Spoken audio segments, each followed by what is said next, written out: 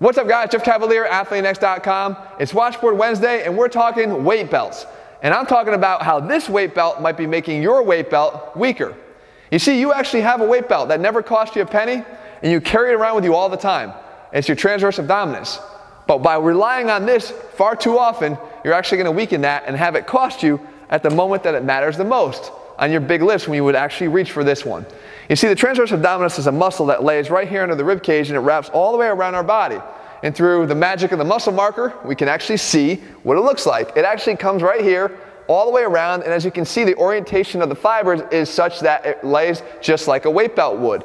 And it actually functions the same way. It doesn't move our body down this way.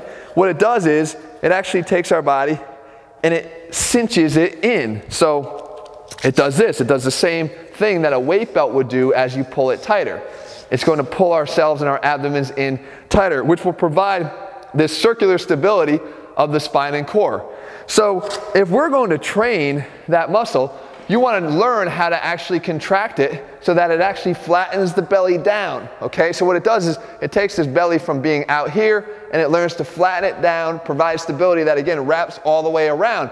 I teach you how to do this through a lot of our lower ab exercises, and as a matter of fact, most of our ab exercises in this video that I covered over here. You're going to want to watch that and see how we do that specifically. But the importance of this video is to get you understanding the fact that the more of this that you use, the more you're actually going to be completely counteracting what you're actually trying to accomplish in the first place, and that is stability. If you wear a weight belt, the first thing that happens is, if you wear it appropriately, you're going to actually have a little bit of extra room in here. You never want to pull it all the way tight like this because you actually don't give yourself any room to push out against this with this intra-abdominal pressure. So you have it a little bit loose so that now you can push into it and then have that pressure against the pad, which is pushing back in the opposite directions, giving you that extra torque and spinal stability. If you do that, think about what you're actually doing. You're actually training yourself with a distended belly. You're training yourself this way to push out as you stabilize.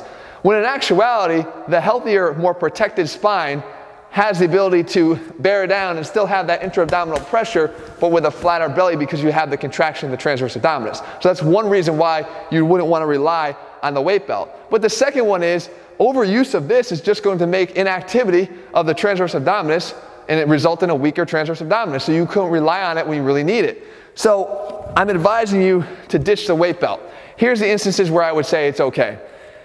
If you are somebody with a history of back pain, whether you had surgeries, lumbar fusion, discectomy, significant back injuries that have laid you up for a significant period of time, then I would say it's okay to use this as you get yourself back into training from that injury, but only if you agree that you're going to train your core directly and increase the strength of your transverse abdominis, like I showed you in that video that I linked over there, with the focus of building that up over time so you can wean yourself off of this. Use this as a crutch to get you back in the game again.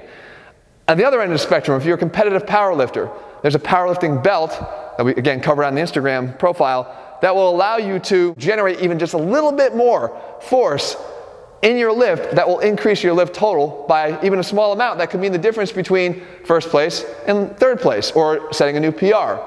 In those cases, you can train there. But not a lot of the guys that are watching this channel are competitively powerlifting at that degree. A lot of them are watching to just get either bigger, stronger, faster, more athletic. And again, athletic, you're not allowed to take these out with you on the playing field, or at least not comfortably. So we don't want to train you to become reliant on this. I want to train you like an athlete to rely on the one that you have with you all the time.